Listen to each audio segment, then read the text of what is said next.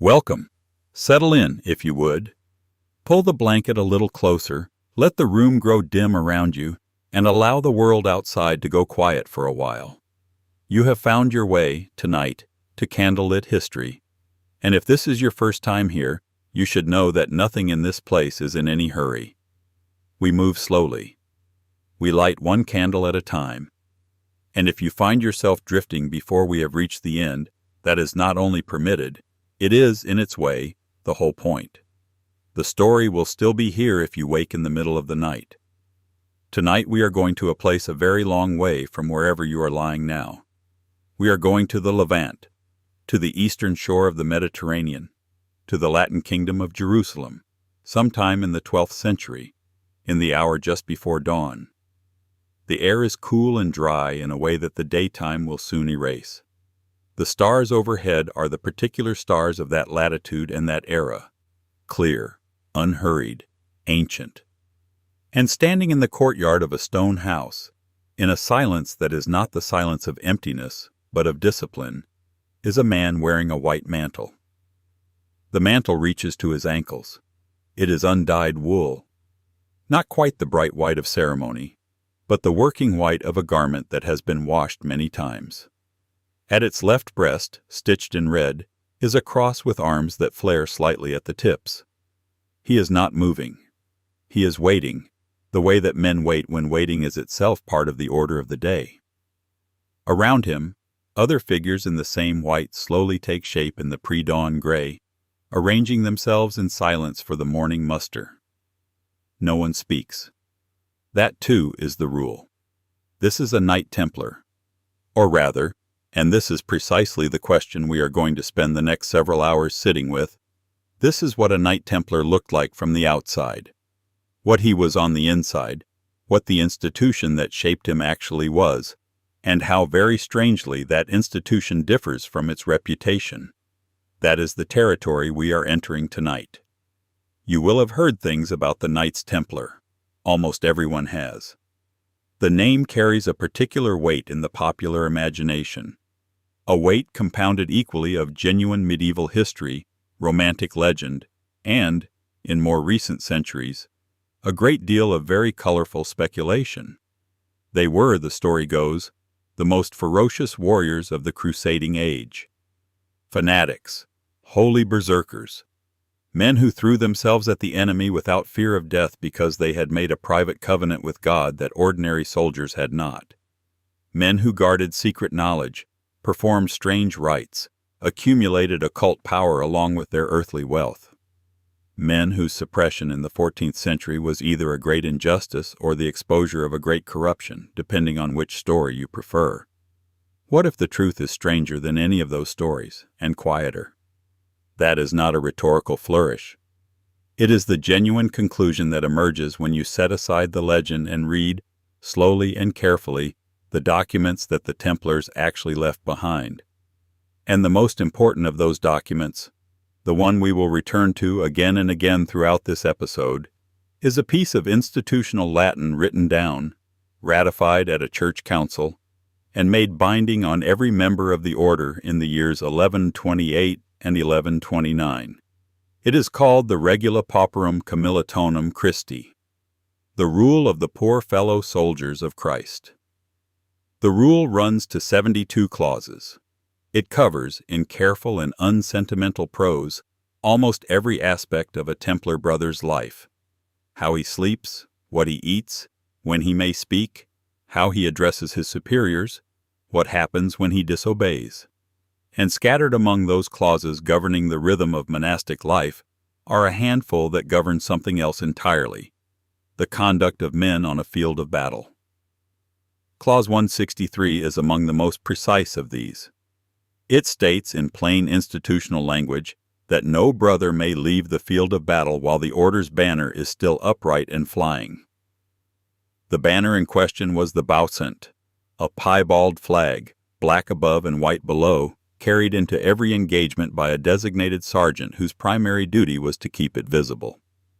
While that banner was up, no brother retreated. Not because he was required to die gloriously, not because the rule promised him paradise in exchange for his blood, but because the rule said so in writing, ratified by a council of the Church, binding on every man who had taken the Templar vow from that year forward. Not a battle cry, not a legend, a rule. There is something worth pausing over in that distinction, even here at the beginning of the evening, even before we have followed the order from its quiet founding to its violent end. Rules are strange objects. They do not tell us what people actually did. Human beings have always been capable of ignoring rules, of bending them, of finding the space between the written clause and the lived moment. What rules tell us is what an institution cared enough to legislate, what a body of people sat down together and decided was important enough to commit to parchment, to have copied and distributed, to make enforceable by consequence. And what the Templars cared enough to legislate, across 72 clauses of careful Latin, turns out to be less a theology of holy violence and more a field operations manual for a professional standing army, arguably the first of its kind in the medieval West. The rule is not asking its brothers to be fearless. It is asking them to be obedient. It is not promising them glory.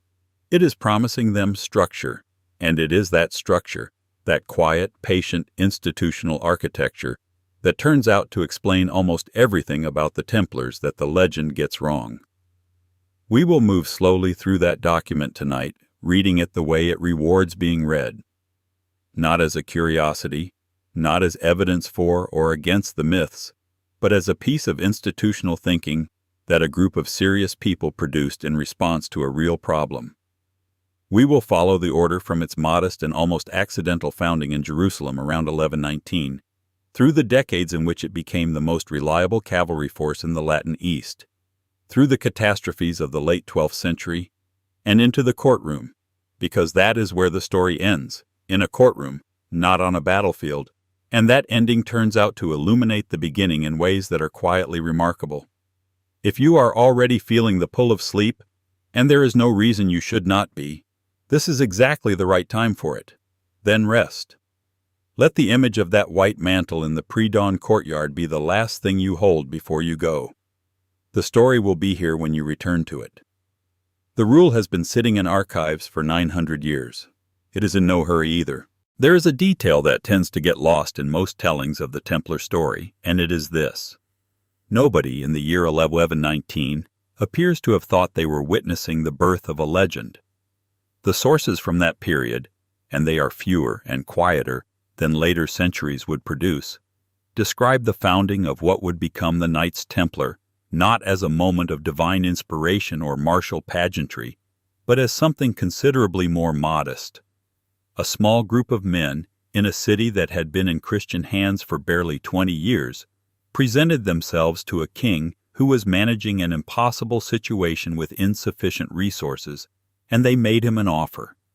They would guard the roads. That was, very nearly, all. Let us place ourselves in Jerusalem then, in approximately 1119.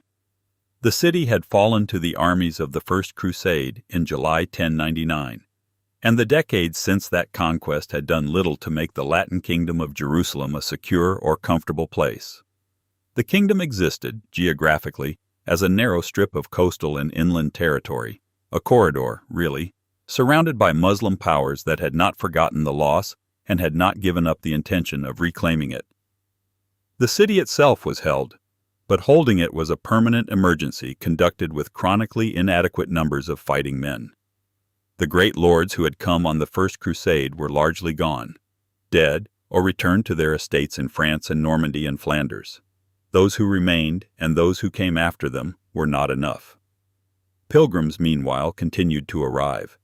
The holy places of Jerusalem were the destination of a constant flow of Christians from across Europe, men and women who had made vows, or who sought indulgence, or who simply wished, before they died, to stand in the places where the Scriptures had unfolded. They came by sea to the port of Jaffa, and from Jaffa they traveled inland, perhaps 40 miles along a road that climbed through scrubland and dry hills toward Jerusalem. That road was not safe. Bands of raiders, the sources are not always precise about who they were or whom they served, preyed on the pilgrim traffic with regularity. There was no reliable force whose job it was to keep the route open. Into this gap, around 1119, stepped a French knight named Hugues de Payens. He was not a young man with a famous name and a burning vision. The sources tell us very little about him beyond what can be inferred from what he did. He came, it seems, from a minor noble family in the Champagne region, and he had been in the Holy Land long enough to understand its specific dangers. He approached King Baldwin II of Jerusalem, himself only recently elevated to the kingship in 1118, following a difficult succession, with a proposal. He and 8 companions would form a brotherhood dedicated to the protection of pilgrims on the road from Jaffa to Jerusalem. They would live under vows of poverty, chastity, and obedience, in the manner of monks, and they would fight. Baldwin II gave them quarters in a wing of the Al-Aqsa Mosque, which the Crusaders occupied and had come to call the Temple of Solomon, believing it to stand on the site of the great temple of the Hebrew Scriptures. From that address, from that borrowed building in the southeastern corner of the city, the Brotherhood took the name by which history would know them: the poor fellow soldiers of Christ and of the Temple of Solomon, the Knights Templar. Pause for a moment on the strangeness of this picture. 9 men. A mosque they called a temple. A mandate, guard the road, that sounds, when stated plainly, almost parochial in its scope. There are no founding visions in the early sources, no voice from the burning cloud, no miraculous sign. The chronicler William of Tyre, writing some decades later, is among the first to describe the founding in any detail, and his account, while sympathetic, is also practical. These men devoted themselves to protecting the roads for the safety of pilgrims. He notes that they had no church of their own at first, and no fixed income, and that they depended on charitable donations and on whatever the king and his lords could spare. For the first 9 years or so, the Brotherhood existed in what we might reasonably call obscurity, known within the Latin kingdom, tolerated and occasionally supported, but without formal ecclesiastical recognition, without a written rule, without the institutional shape that would eventually make them formidable. It is worth dwelling on that obscurity, because it is genuinely surprising given what the order would become. For nearly a decade, the Templars were not famous. They were not rich. They were 9 men who had become, at most, a small band operating on a narrow stretch of road in a precarious kingdom. Whatever they were doing in those years, and the sources do not tell us in much detail, they were doing it quietly. The moment at which this began to change was 1127, when Hugues de Payens left Jerusalem and traveled to Europe. His purpose was twofold: to recruit new members and to seek the formal ecclesiastical recognition that would transform the Brotherhood from a practical arrangement into a canonical institution. He moved through the courts and ecclesiastical centers of France and England, and in January 1129 he appeared before the Council of Troyes, a church council convened in the city of Troyes in the Champagne region, under the authority of papal legate Matthew of Albano, where the rule of the Brotherhood was formally presented and ratified. The Council of Troyes was the moment at which the order acquired its legal existence. The rule ratified there, the Regula Pauperum Commilitonum Christi, which we will examine in the next chapter, gave the Brotherhood its institutional architecture. Crucially, the council also had behind it the influence and the eloquence of Bernard of Clairvaux, the most celebrated churchman in Western Christendom at that time, whose abbey at Clairvaux was only a short distance from Troyes. Bernard did not simply approve the new order. He became its advocate. In his letter De Laude Novae Militia, in praise of the new knighthood, he articulated a theology of the warrior monk that answered what had seemed, to many in the church, like a deep contradiction. A soldier who kills in battle, Bernard argued, is not a murderer if he kills in the service of the righteous cause. It is the justice of the cause, not the violence of the act, that determines the moral character of the deed. The Templar, in Bernard's framing, fought not for personal glory, but for the defense of pilgrims, and the protection of holy places. His sword was not his own. It was the Church's, and through the Church, God's. With Bernard's endorsement, the order's white habit, which we should imagine not yet as the iconic garment it would become, but simply as the plain white woolen robe of a religious, was associated with the brothers who had taken the vow of a soldier monk. Later, the red cross that would make the Templar mantle so recognizable across 2 centuries of crusading history was added by papal authority, but the white itself, given at Troyes, was the beginning of that image. One might be tempted to treat the Council of Troyes as the true founding of the order, and in a formal sense it was. But there is something important preserved in the earlier, quieter moment, the moment of the 9 men and the borrowed quarters and the dusty road from Jaffa. The order's character, its essential logic, was shaped not by Bernard's theology, but by the practical problem that Hugues de Payens had gone to Baldwin VI to solve. The rule would be monastic in its structure, yes, but it would be military in its purpose, and the reason for that purpose was not a vision of holy war, but a road that was not safe, and a kingdom that could not protect it. Everything the Templars would become.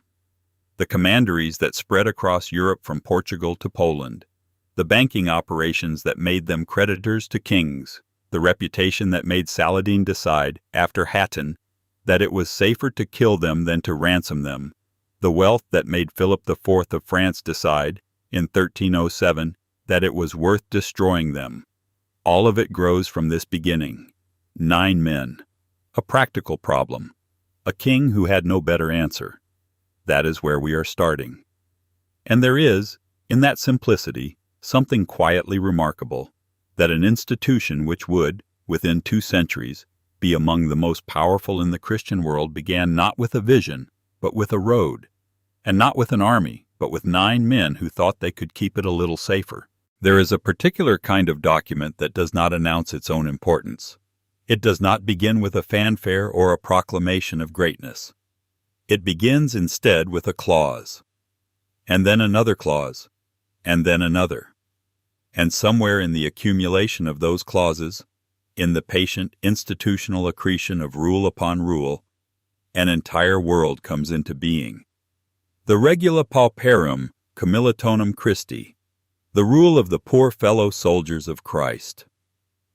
It is not a long document, as documents go.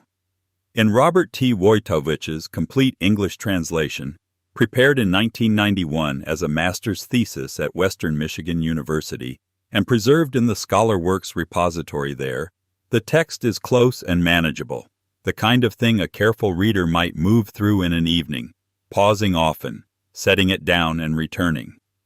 It was ratified at the Council of Troyes in 1129, though the process of its composition likely began in the years leading up to that council, as Hugues de Payens brought his small brotherhood westward in search of recognition. 72 clauses. That is what the rule comprises, in its original Latin form. 72 clauses covering, with a thoroughness that suggests long deliberation, virtually every aspect of a Templar brother's daily existence. How he sleeps, what he eats, how he addresses his superiors, under what conditions he is permitted to speak, and when silence is required of him, how he is to care for his horse and his equipment, and, in clauses that carry a particular weight when read carefully, precisely how he is to conduct himself on a field of battle. The narrator's instinct, when encountering a document like this for the first time, is sometimes to treat it as a spiritual artifact, a record of what one medieval institution believed about God, obedience, and the soul's relationship to authority. And the rule is certainly that, in part. Its language is frequently devotional. Its structure is ecclesiastical. It breathes the air of the cloister as surely as it breathes the air of the camp. But if you sit with it long enough, and on a quiet night, there is no reason to rush. Something else begins to emerge. What you are reading, if you allow yourself to read it as such, is a military doctrine document, one of the earliest and one of the most complete to survive from the medieval West. This is the interpretive move at the heart of the episode, not a dramatic claim, but a careful one. The rule is both things simultaneously, devotional text, and operations manual. And the reason it is both things at once is not that its authors were confused or that they were trying to disguise one under the cover of the other. It is that the authors of the rule had understood something unusual and genuinely original, that the spiritual and the military, properly aligned, were not in tension with each other. They were the same project. To understand why, it helps to understand where the rule came from, what tradition it drew upon, and what it adapted, and what it added. The rule of the poor fellow soldiers of Christ draws heavily, in structure and in spirit, from a document written some 6 centuries earlier, the Regula Pauperum of Saint Benedict of Nursia, composed in the 6th century and foundational to the whole subsequent tradition of Western monasticism. Benedict's rule, as it came simply to be called, had built its vision of the holy life on 2 pillars, communal obedience and the structured ordering of daily time. The monastic day, under Benedict, was divided into regular hours of prayer, labor, reading, and rest. No moment was unaccounted for. No action was left to the individual monk's discretion. The brother did not decide when to rise, when to eat, when to speak, or when to sleep. The rule decided. The community, embodied in the abbot and in the shared life of the house, decided. The individual will was not extinguished. Benedict was not writing a prescription for spiritual death, but it was consistently and deliberately subordinated to the authority of the institution. This is the framework the drafters of the Templar rule inherited. And when they sat down to write a rule for an institution that was also going to fight, that was in fact primarily going to fight, in some of the most demanding military conditions the medieval world could offer, they did not set this framework aside. They extended it. They carried its logic into new territory. The individual Templar brother, like the Benedictine monk before him, would surrender his personal discretion to the authority of the order. He would eat when the rule permitted, fast when the rule required, speak when the rule allowed. He would sleep in a shared dormitory and rise for the night offices of prayer. He would address his superiors with the formality the rule prescribed, and he would hold his tongue when the rule mandated silence. In all of this, he was following a path worn smooth by 6 centuries of Benedictine practice. But where Benedict's rule had been written for men who would spend their lives within a cloister, the Templar rule had also to account for what happened when the men walked out of the gate and onto the field. And here the drafters made their most significant contribution, the move that gives the document its particular character and its particular power. They applied the same logic of institutional obedience to the conduct of battle. This is not, when you consider it, an obvious thing to do. The medieval conception of warfare was, in many of its aspects, deeply personal. The feudal knight was a man whose effectiveness derived from individual qualities: his skill, his courage, his personal honor, the oaths he had sworn to specific lords and specific causes. He fought, in a meaningful sense, as himself. The idea that a knight on the battlefield should suppress his individual judgment, should wait for a signal rather than act on instinct, should hold formation rather than pursue advantage, should subordinate the decision of the moment to a rule written in advance and binding in all circumstances. This was not how the dominant military culture of the 12th century thought about war. The rule thought about it differently. The rule, in its battlefield clauses, treats the suppression of individual initiative not as a spiritual virtue, but as a military necessity. The brother who acts independently, who breaks formation to pursue a fleeing enemy, or retreats without permission when the battle turns, is not merely disobeying a spiritual superior. He is degrading the collective fighting capacity of the unit. He is, in the language the rule does not use but clearly anticipates, a liability. This is the architecture that makes the document unusual, not just for the 12th century, but for any century. What the rule is building, across its 72 clauses, is a system of total institutional authority in which the brother's will is subordinated to the order's not as an aspiration, but as a practical command structure. The monastery and the army in this design are not two different things wearing the same white mantle. They are a single institution, operating on a single principle, applied consistently from the refectory to the battlefield. Several centuries would pass before standing armies in Europe would routinely be organized along similar lines, before military theorists and state administrators would arrive, through their own routes, at the conclusion that the reliability of a fighting force depends not on the ferocity of its individual members, but on the degree to which those members can be made to act as a single coordinated body. The Templar rule, ratified at Troyes in 1129, was working within that logic before the vocabulary for it had been developed. That is what makes it worth reading slowly. Not the individual clauses, though we will spend time with several of them in the chapters that follow. It is the overall shape of the thing, the way every clause, from the instructions about sleeping clothed and belted in the dormitory to the instructions about holding position while the banner remains upright, fits into a single coherent design. An institution, once you understand it, is not a list of rules. It is an argument, a set of answers to a set of questions about how human beings can be organized to act together with consistency, under conditions that make consistency difficult. The Templar rule is making a very specific argument, and that argument is worth following from its first clause to its last. We will begin that journey gently in the chapters that follow. Tonight, for now, it is enough to hold the document in mind as a whole, to know that it exists, that it has survived, that it is precise and patient and thorough, and that somewhere in its 72 clauses the institution that would fight for 2 centuries across the sands of the Levant first found its shape. There is a particular kind of quiet that belongs to institutions.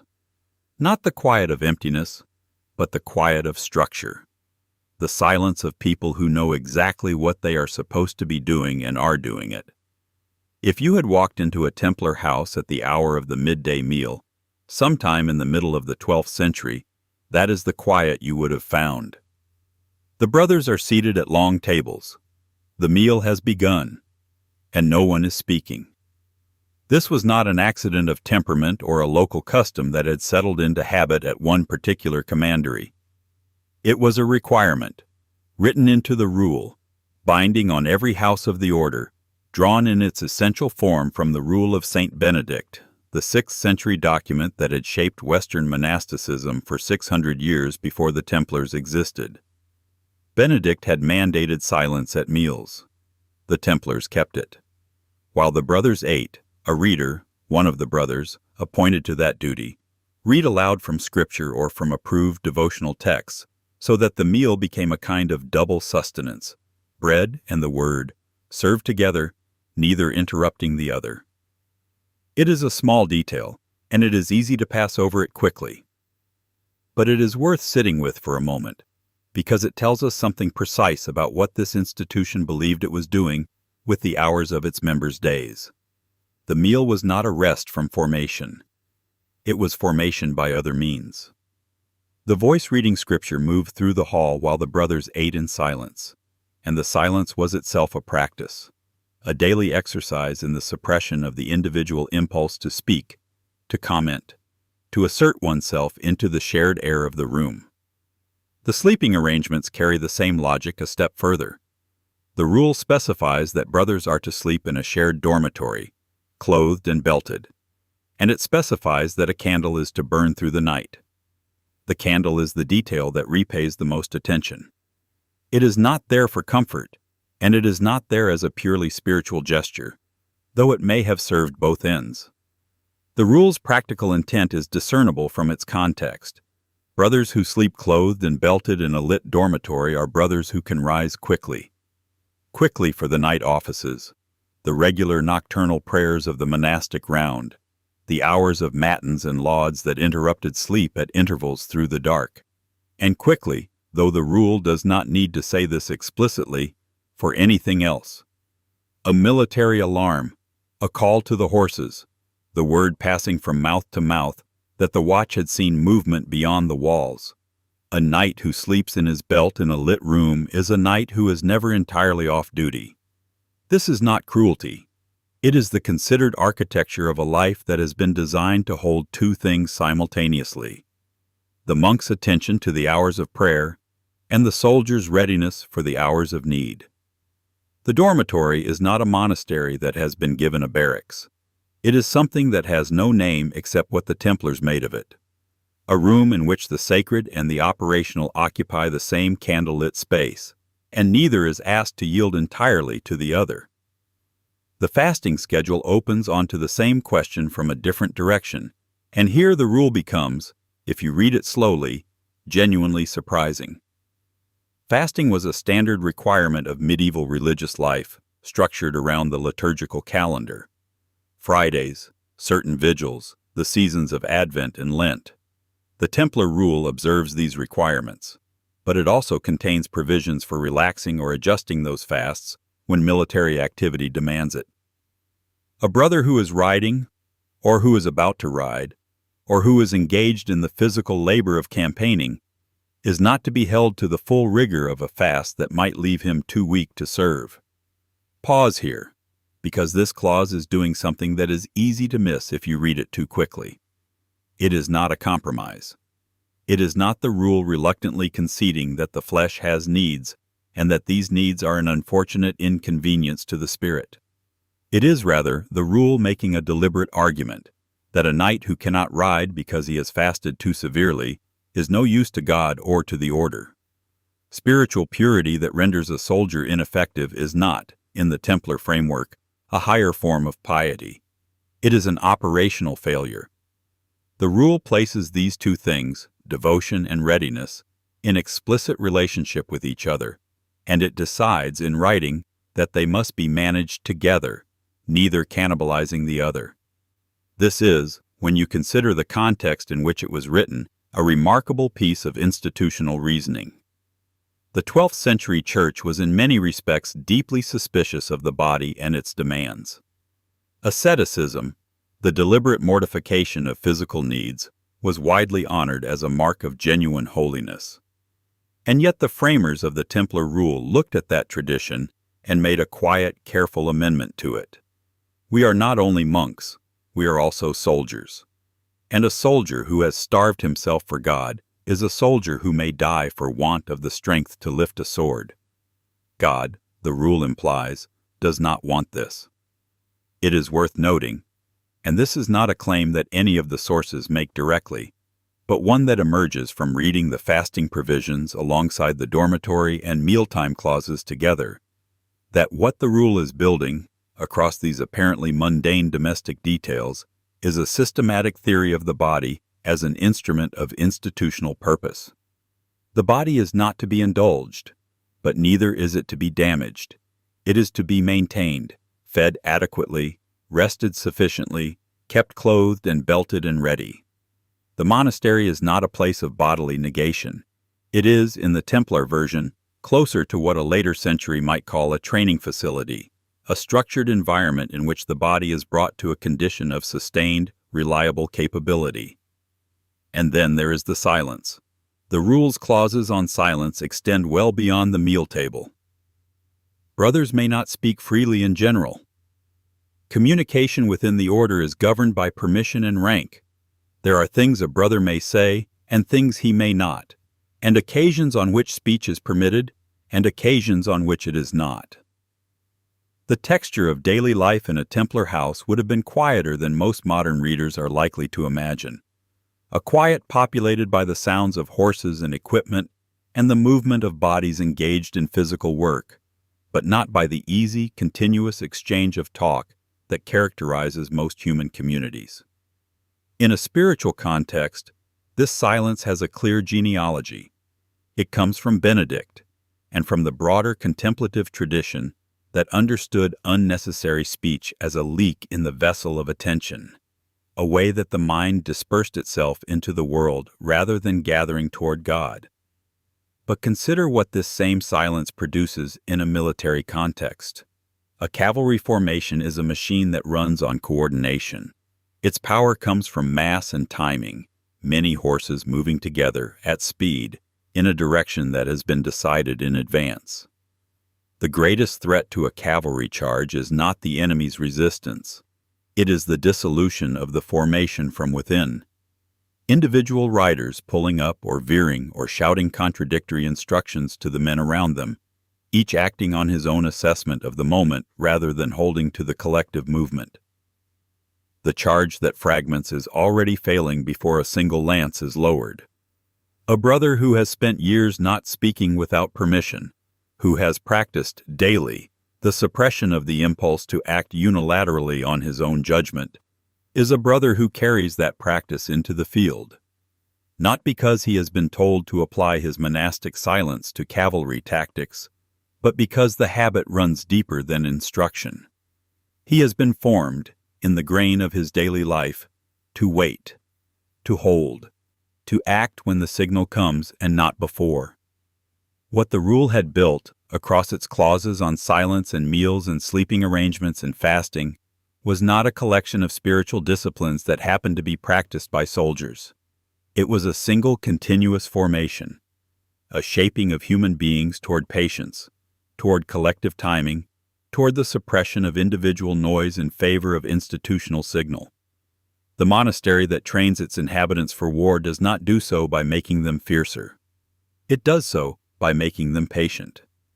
And patience, in the 12th century Levant, on a horse, in formation, waiting for the martial signal, was the most dangerous thing in the world. There is a moment, described in the rule with the same unhurried precision it gives to everything else, when the order's authority stops being an idea and becomes an object.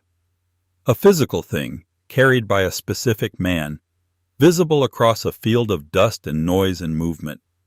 That object is the Baucent, the piebald banner of the Knights Templar, black above and white below, mounted on a lance and borne by a designated sergeant whose sole responsibility, in the moment of battle, is to keep it upright and in the field. While it stands, the rule is present. While it stands, the order exists, cohesively, as a single body, and while it stands, no brother may leave.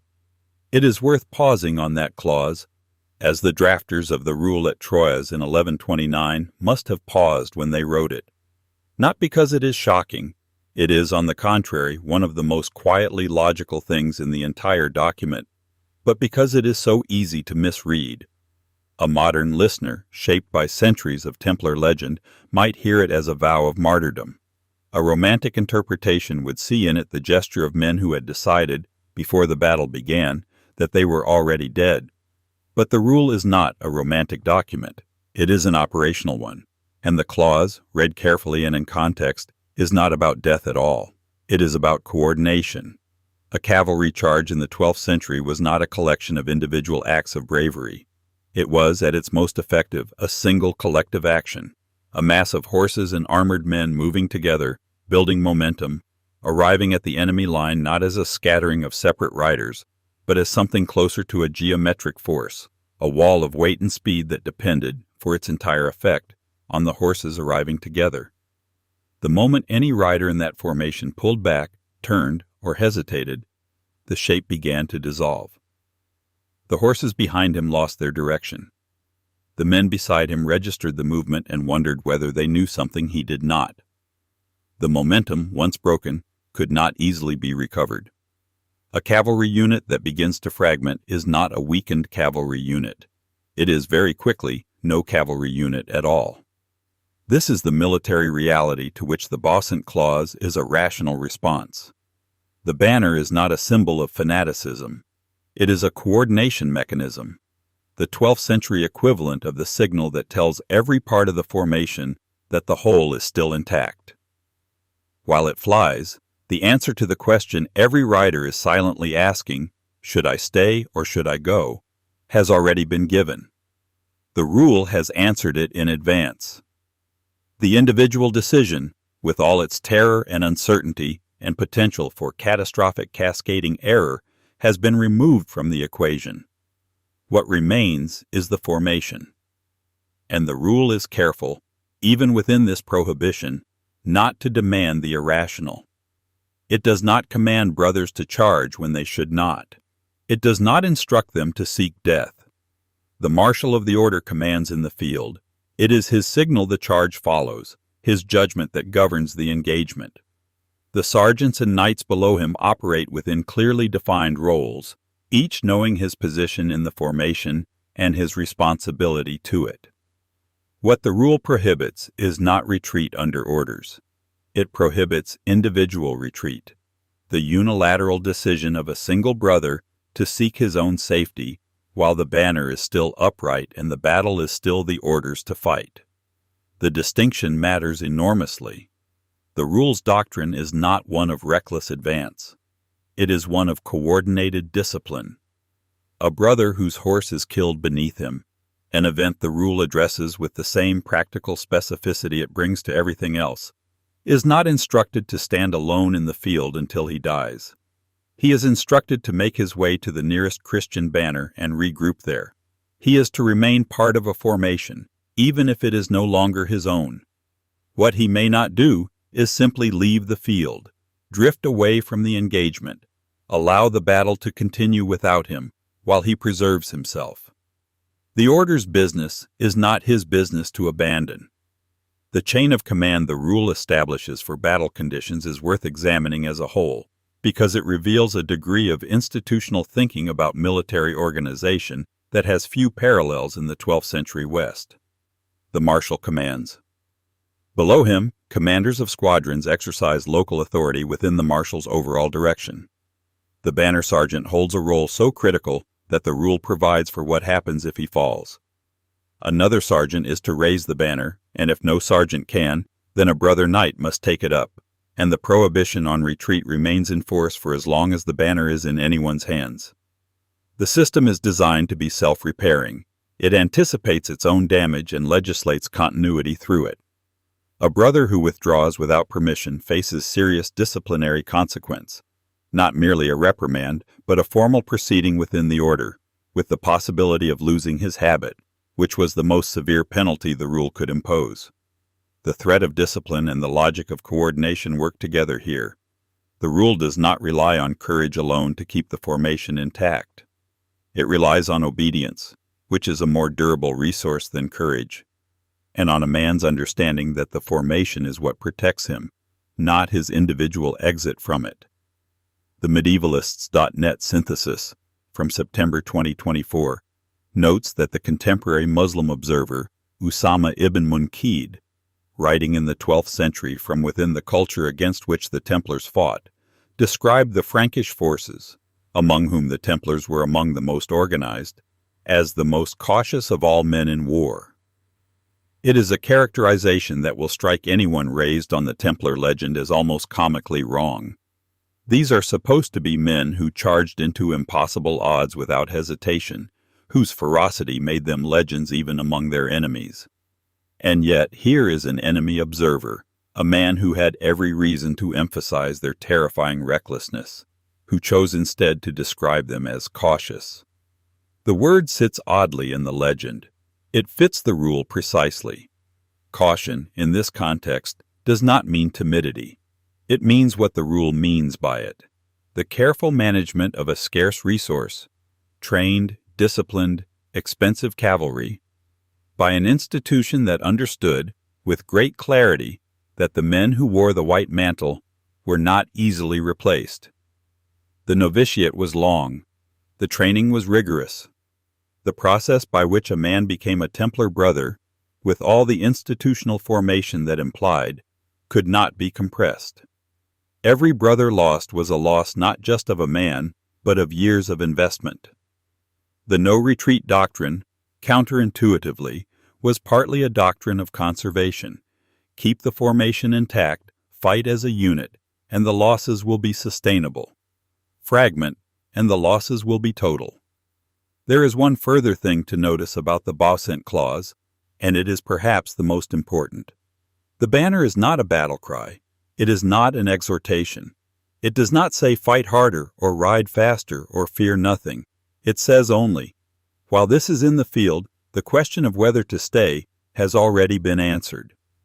This is the difference between a doctrine of heroism and a doctrine of discipline. Heroism asks each man, in the moment of greatest pressure, to choose rightly. Discipline removes the choice. The Templar brother, trained through years of communal obedience, through the silence at meals and the darkness of the dormitory, and the patience that the rule had built into the structure of every day, arrived on the battlefield already prepared for the hardest thing discipline asks. Not action, but the suspension of individual will in favor of collective function. No retreat while the banner flies is not a death wish. It is the military expression of everything the monastery had been teaching all along. The formation holds. The banner stands. And the most dangerous cavalry force in the medieval Levant does what patient, obedient, well-drilled soldiers have always done best. It waits for the signal, and then it moves as one. There is a particular temptation, when studying any institution, to mistake the document for the deed. We have spent the last 2 chapters inside the rule, its silences, its fasting schedules, its geometry of obedience, and it would be easy, at this point, to assume that what the rule prescribed is what the Templars invariably did. History is rarely so accommodating. The document and the battlefield are 2 different kinds of evidence, and they need to be read against each other, slowly and without prejudice, before any honest account of the order can be offered. So let us turn now to what the record actually shows. The Templars arrive in the broader military history of the Latin Kingdom of Jerusalem, not as a sudden shock of force, but as a gradual and increasingly indispensable element of a kingdom that was always, at some level, short of professional soldiers. The Crusader states, Jerusalem, Antioch, Edessa, Tripoli, were Christian polities sustained in a Muslim world by a combination of local political arrangement, incoming pilgrims who sometimes stayed to fight, and the permanent garrisons of whatever knights had taken land grants and chosen to remain. It was a precarious equilibrium, and the Templars, from roughly the 1130s onward, contributed to its maintenance in ways that the sources, fragmentary as they are, allow us to trace with some confidence. They garrisoned castles along the roads and frontiers. They provided the kind of disciplined cavalry response that the kingdom's more ad hoc feudal levies could not reliably deliver. They absorbed, through their international recruitment network and their rule-structured training, the institutional memory of what it meant to fight a particular enemy in a particular landscape, year after year, without the attrition of individual knowledge that bedevils armies built around the personalities of single commanders. This last point matters more than it might first appear. One of the persistent structural weaknesses of medieval European armies was that their effectiveness was inseparable from the men who led them. When a great lord died, his tactical knowledge died with him. The Templars, by contrast, embedded their operational doctrine in a written rule and a hierarchy that survived the deaths of individual members. The marshal who fell in battle was replaced by another marshal who had been trained in the same school. The formation that had worked in one campaign was available again in the next, because it was not the property of any one man's memory. The mid-12th century gives us a record of this competence in operation, though it is rarely the kind of record that makes for dramatic storytelling. Steady garrison duty, reliable flank protection on the march, the kind of professional steadiness that does not generate chronicles the way a brilliant charge or a catastrophic defeat does. The Templar contribution to the defense of the Latin kingdom in these decades is, in a sense, most visible in the negative. It is because the roads stayed guarded, the passes stayed watched, and the cavalry responded when called that the kingdom survived as long as it did. Montguisard, in November 1177, is a different kind of evidence, a moment when Templar doctrine translated into something the chronicle writers could not ignore. Saladin had led a substantial force into the kingdom, moving toward Jerusalem with the kind of confidence that comes from having divided and wrong-footed the opposing command. King Baldwin IV of Jerusalem, the young king whose leprosy the sources describe without sentiment and whose military gifts they describe with something closer to awe, moved to intercept. The force available to him was small.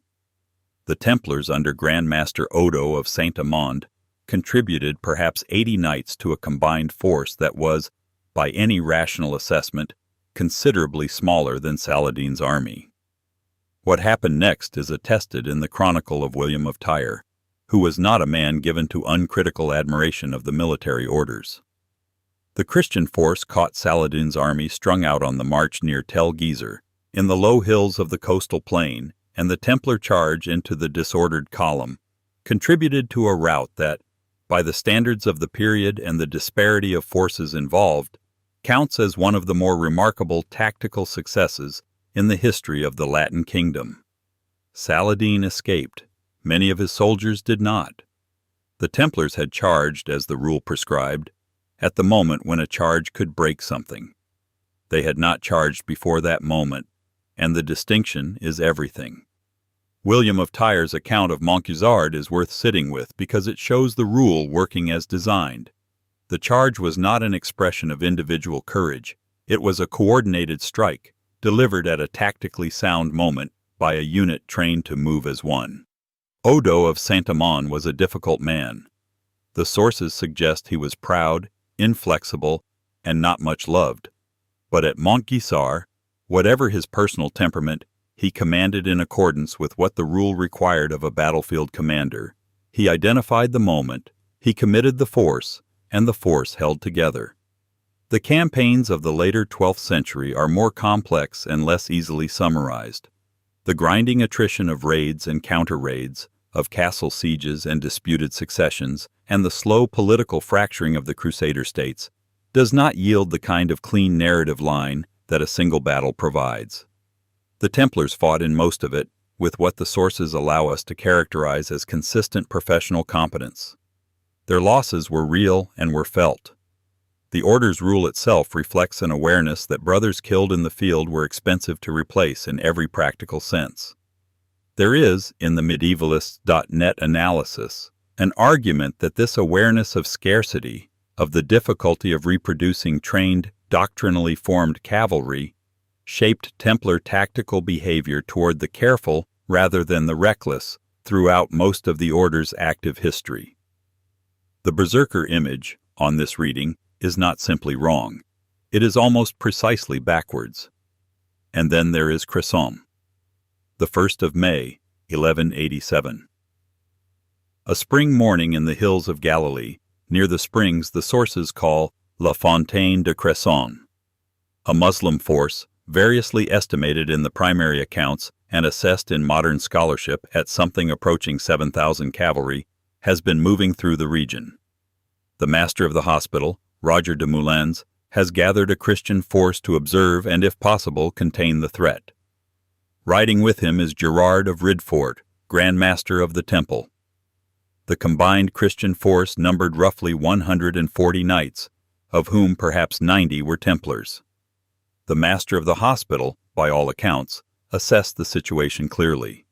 Against 7,000 cavalry, 140 knights could not charge and survive. He recommended withdrawal. This was not timidity. This was the application of exactly the kind of institutional arithmetic that the rule had been designed to enforce.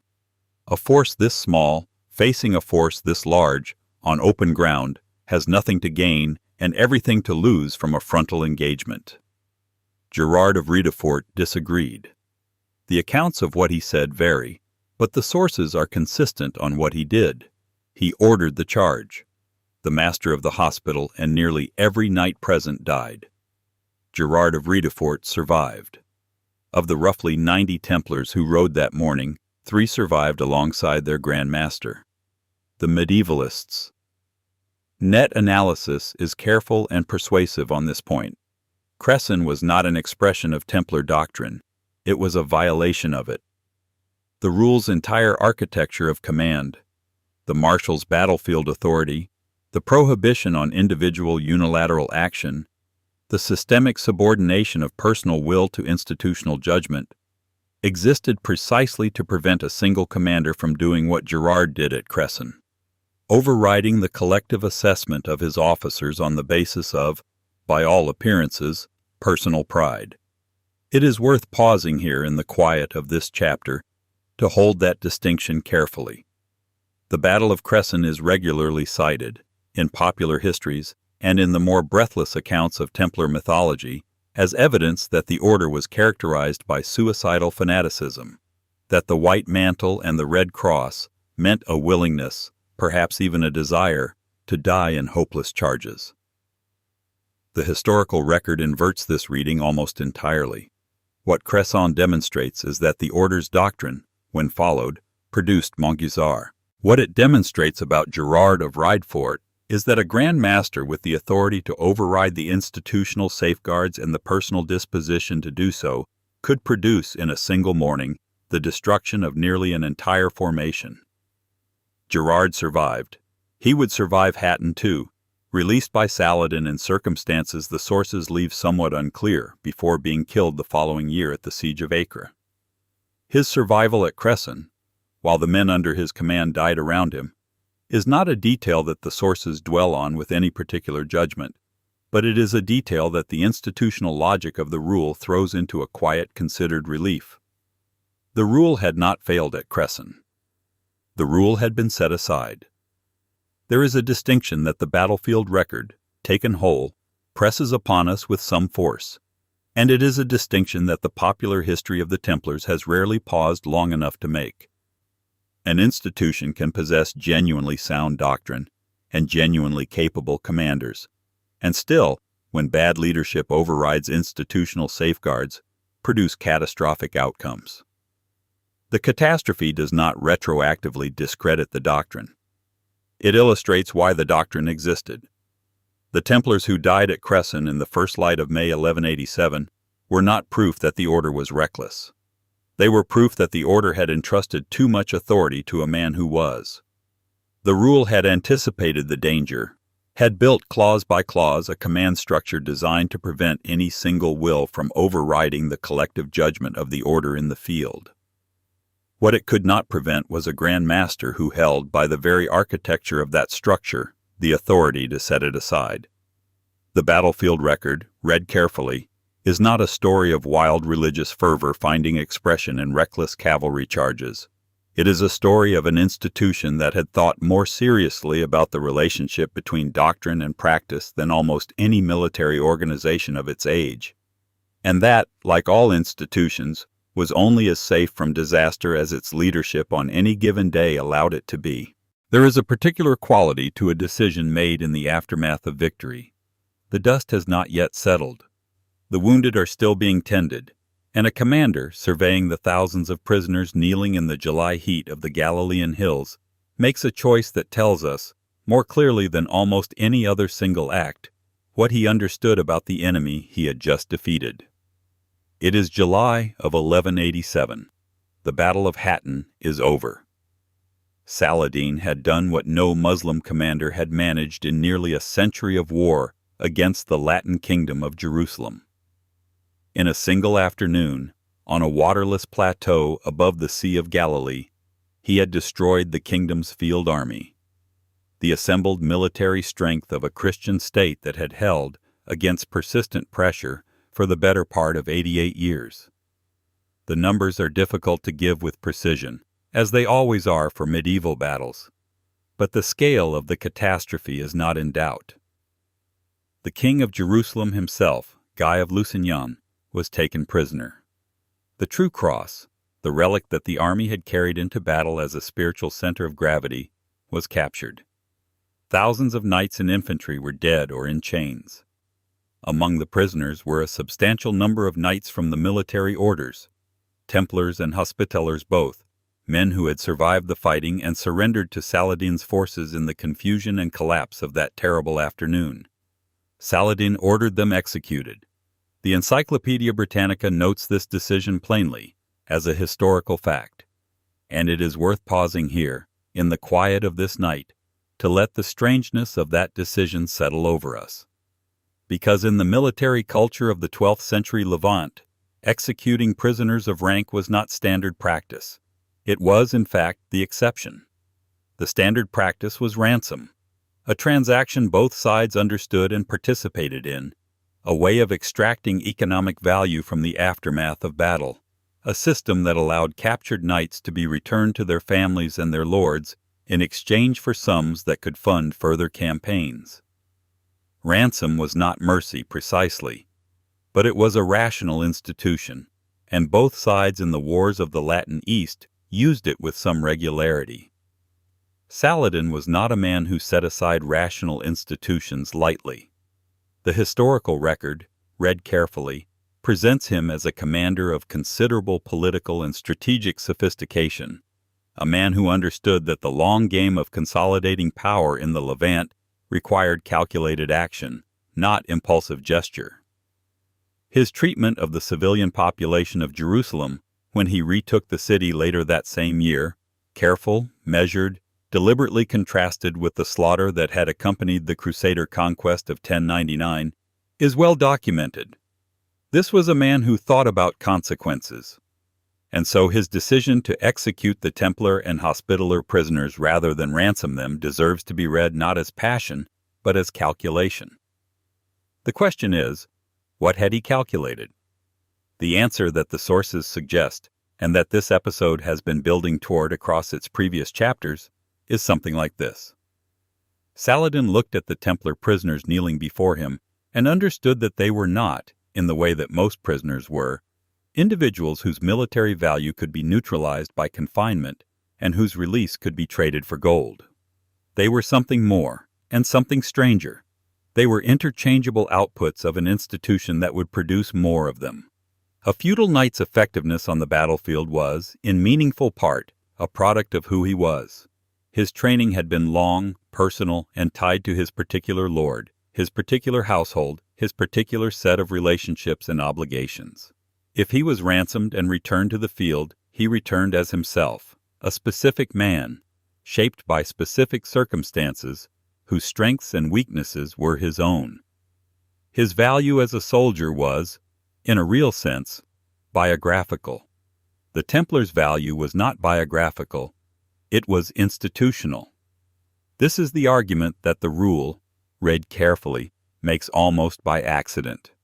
Every brother who passed through the order's formation, the years of monastic discipline, the obedience training, the silence at meals, the cavalry drill regulated to the signal of the marshal's order, emerged shaped not by personal experience but by a shared template. The rule had been designed, as we have seen across the chapters of this episode, to suppress individual variation and produce consistent, coordinated, reliable fighters. It had succeeded, and that success meant that any individual Templar who was ransomed and returned to his chapter house would, within months, be fighting again at the same level of discipline and effectiveness as when he had been captured. The institution would regenerate him. What Saladin was executing, in that sense, was not men. He was executing the institutional capacity those men embodied, the reproducible, regenerative fighting quality that the rule had spent 2 centuries learning how to produce. This is not a reading that the Encyclopaedia Britannica states explicitly. It is a reading that emerges when the account of Hatton is placed alongside the logic of the rule itself, when an outside observer's decision is read against the internal document that made the observed institution what it was. The 2 sources, taken together, illuminate something that neither fully states alone. Saladin's choice was, in a way, a strategic review of Templar doctrine from the outside. He had fought them long enough to understand what they were.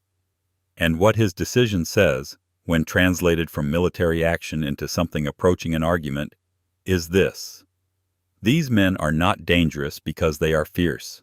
They are dangerous because they are reliable, and their reliability does not die with any individual among them. The feudal knight who died at Hatton left a gap that was, in some sense, irreplaceable, a gap shaped like his specific character, his specific relationships, the specific web of obligation and loyalty that had made him a soldier.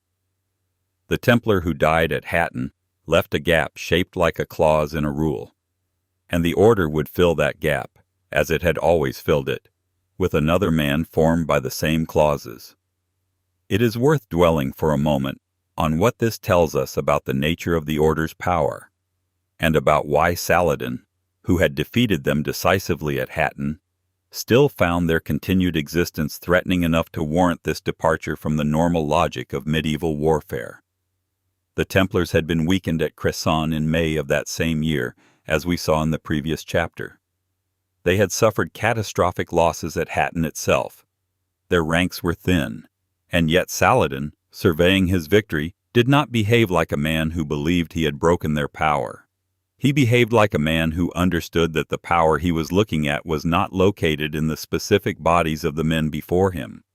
It was located in the institution behind them, in the chapter houses and training yards and rule-bound communities that stretched from the Levant to Portugal, from Sicily to Scotland, and that would, if left undisturbed, simply produce more Templars. He was not afraid of the men. He was afraid of the machine. There is something almost elegiac in this, seen from a distance of 8 centuries. The rule had worked. The discipline, the obedience, the subordination of individual will to institutional formation, all of it had produced exactly what it was designed to produce: soldiers whose effectiveness was a property of the order rather than of themselves. Saladin's decision at Hattin was, in its way, the most unambiguous tribute the Templars ever received. He had defeated them on the field. He feared them anyway. And the thing he feared was not ferocity, not fanaticism, not the white mantle or the red cross. It was the document behind the mantle, the quiet, carefully written rule that had made every one of those kneeling men, in some deep institutional sense, the same man. The July sun would have been fierce on the Galilean hills that afternoon. The prisoners would have been exhausted, thirsty, stripped of their arms. And Saladin, looking at them, saw not individuals, but a process he had decided, with the cool clarity of a man who understood what he was doing, to interrupt. He gave his order, and in doing so, he left us something that no chronicle written in praise of the Templars quite manages to convey: an enemy's honest assessment, expressed not in words, but in action, of what the institution of the Temple had actually become. There is a particular kind of strength that contains, folded quietly within itself, its own undoing. Not every institution discovers this. The Knights Templar discovered it in a courtroom in France, in the autumn of 1307, and the discovery was fatal. To understand how, we need to hold 2 documents side by side, not alternately, as historians sometimes do, but simultaneously, as if they were the 2 faces of a single coin. One face is the rule, those 72 clauses of careful Latin, ratified at Troyes in 1129, that we have been reading slowly together across the last several chapters. The other face is the Chinon Parchment, the record of a secret interrogation conducted in August 1308 at a castle in the Loire Valley, at which the most senior surviving officers of the order were questioned by papal delegates and ultimately absolved of the gravest charges against them, an absolution that was then sealed into a vault and forgotten for nearly 7 centuries. Read separately, these documents tell 2 different stories. The rule tells the story of an institution being built, deliberate, far-sighted, architecturally sophisticated in its understanding of what makes a military force reliable. The Chinon Parchment tells the story of an institution being unmade, confused, reactive, its leaders making inconsistent statements under conditions of extreme duress, its greatest men confessing to charges that the Pope's own delegates would later find insufficient to sustain the most serious accusations. But read together, and read slowly, these 2 documents reveal something that neither contains alone.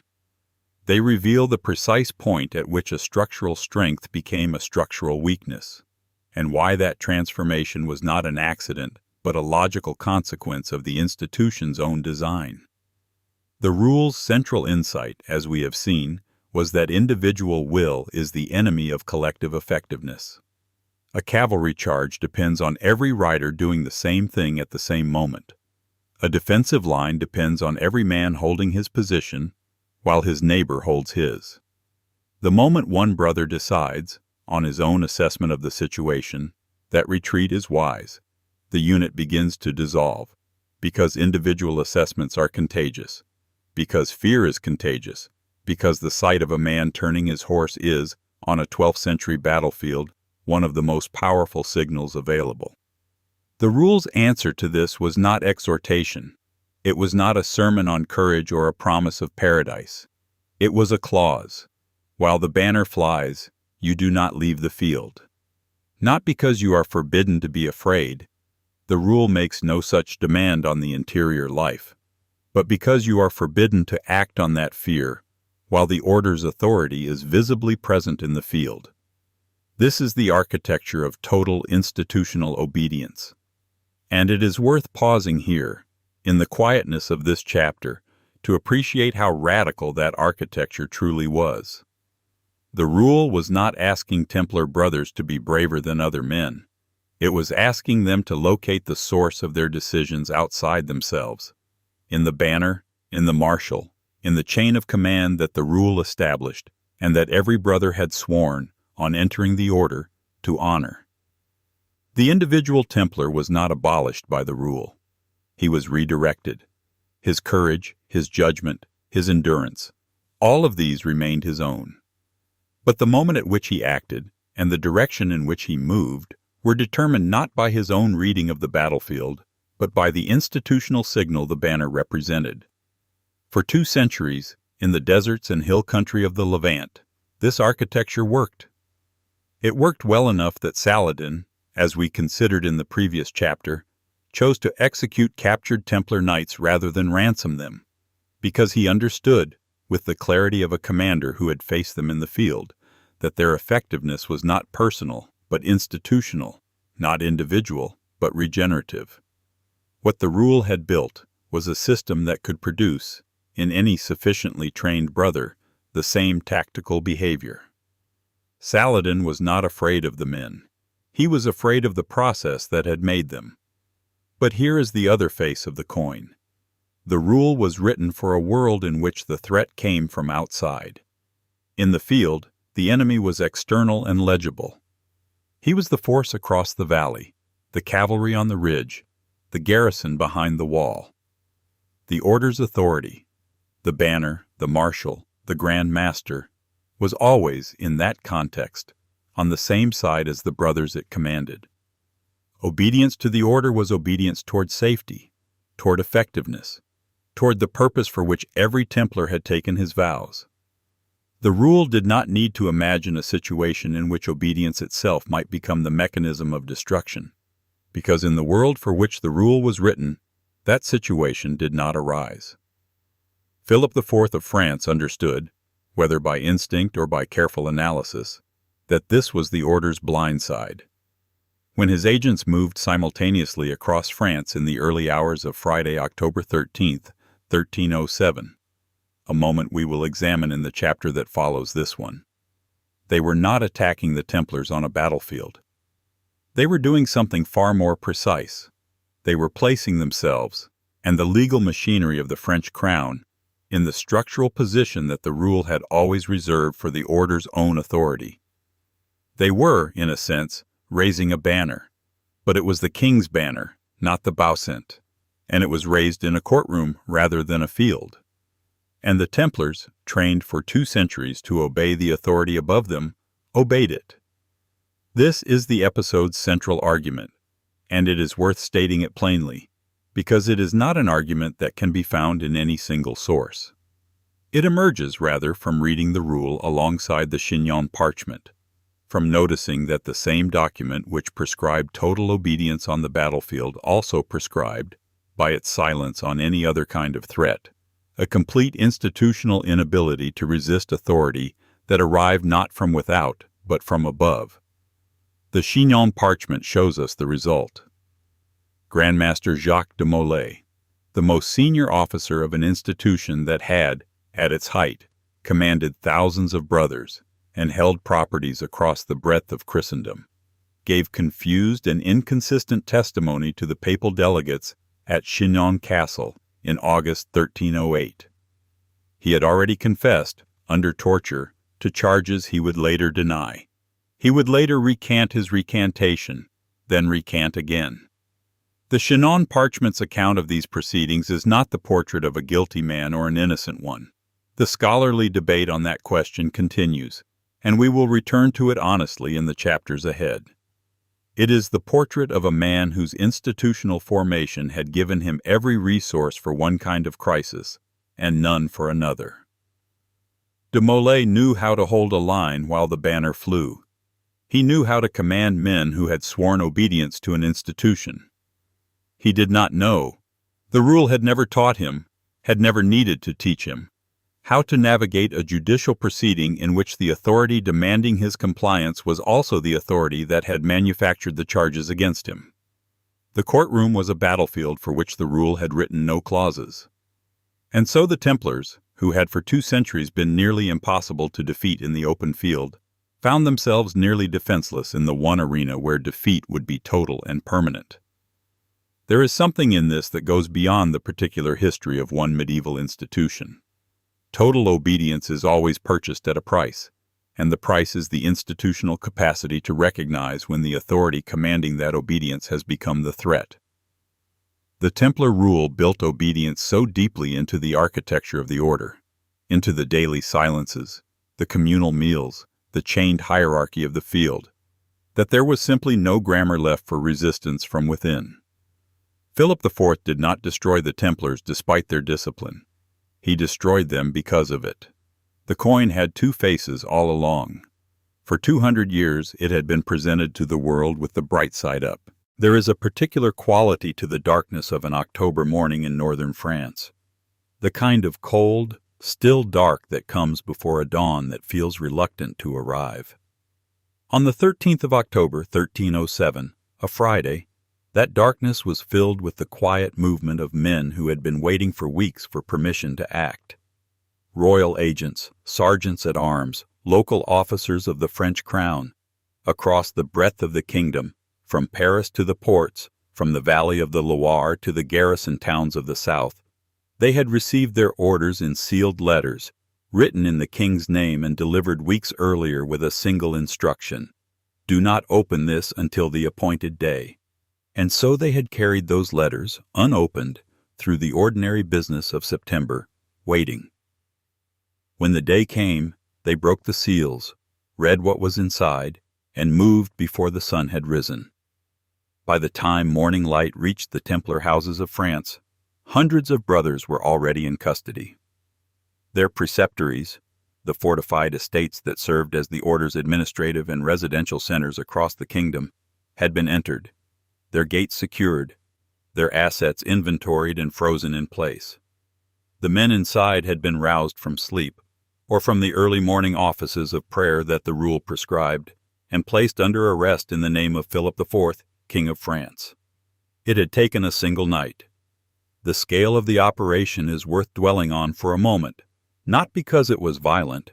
The arrests were, by the standards of the age, largely orderly, but because of what it required to execute.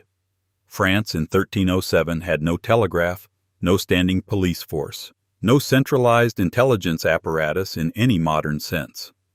The coordination of a simultaneous arrest across a kingdom of several million people, managed through sealed letters and the discipline of royal officers who kept their instructions secret for weeks, speaks to something deliberate and carefully engineered. This was not a spontaneous act of royal anger. It was a planned operation, prepared over months, requiring the confidence that secrecy would hold, and that the order would have no warning before the net closed. Philip IV, known to history as Philip the Fair, a title that referred to his appearance rather than his disposition, was by 1307 one of the most formidable institutional actors in the history of the French monarchy. He had, a decade earlier, pursued a conflict with Pope Boniface VIII that had ended, extraordinarily, with the Pope's brief physical detention at Anagni in 1303 by agents acting on Philip's behalf. Boniface died weeks later. The papacy, shaken by that confrontation, had retreated in ways that would have seemed impossible to the generation before.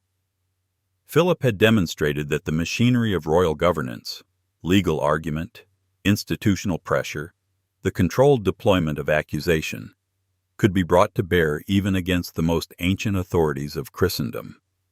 He had done it once. He knew how to do it again. The charges leveled against the Templars in the autumn of 1307 were grave ones, and they were read aloud in public in the days that followed the arrests, so that the kingdom would understand, or be invited to understand, the necessity of what had been done. The brothers of the order were accused of heresy, of denying Christ during their initiation ceremonies, of spitting or trampling upon the cross, of worshiping an idol, of obscene ritual acts that the charges described in terms calibrated to produce maximum disgust. The accusations were, in their design, precisely the kind that would make any public defense difficult. Not crimes of policy or finance, which could be argued, but crimes of secret ritual, which could only be denied. Historians have debated, for centuries, how much of this Philip believed and how much was manufactured for the occasion. The Encyclopaedia Britannica account notes the long scholarly argument over the relationship between the charges and any underlying reality, and the Library of Congress blog on the Chinon Parchment records that the question remains genuinely contested. What the scholarly record does establish is that the confessions eventually produced, we will come to those in the chapter that follows, were extracted under torture, and that torture, as a juridical instrument, is a compliance mechanism rather than a reliability mechanism. It produces statements designed to end suffering, not necessarily statements that correspond to what occurred. The confession record, obtained as it was, is a document about Philip's judicial machinery rather than a document about Templar practice. But the question of belief may, in a certain light, be less important than the question of arithmetic. The Templars, by 1307, were an institution whose original purpose had become difficult to sustain. The fall of Acre in 1291, the last major Crusader stronghold on the mainland of the Holy Land, had ended the Latin Kingdom of Jerusalem as an operational reality. The military orders, whose entire reason for existence had been the defense and support of Christian presence in the Levant, now found themselves in Europe without a front to hold. There had been proposals, in the years after 1291, for a new crusade, for a merger of the military orders into a single force, for various reorganizations that would give the Templars a continued function. None had materialized into action. The order continued to exist, to manage its vast network of preceptories and estates, to serve, as it had done for generations, as a financial institution, holding deposits, extending credit, transferring funds across borders through a network that anticipated the mechanics of modern banking. And it was, conspicuously, deeply enmeshed in the finances of the French crown. Philip IV owed the Templars money. The order had served as banker to the crown for decades, and the French king's debts were substantial. The Templars also held assets, land, buildings, accumulated treasure, that were, under the order's international ecclesiastical charter, exempt from French royal taxation and beyond the reach of French law. They owed Philip no military service on European soil. They answered, in theory, only to the Pope. They were an institution of enormous wealth, declining military relevance, and institutional independence from the very crown in whose territory most of their French assets sat. The political arithmetic, viewed coldly, resolved in a single direction. Philip had motive. He had method. The institutional and legal machinery he had already demonstrated he knew how to use. And he had, it turned out, a pope. Clement V, elected in 1305, was a Frenchman who had been crowned at Lyon in Philip's presence. His relationship with the French crown was one that the papacy's own subsequent actions would suggest was rather closer than the independence of the Holy See might ideally require. When Philip moved against the Templars, Clement's initial resistance was real, but, in the longer view of what followed, not decisive.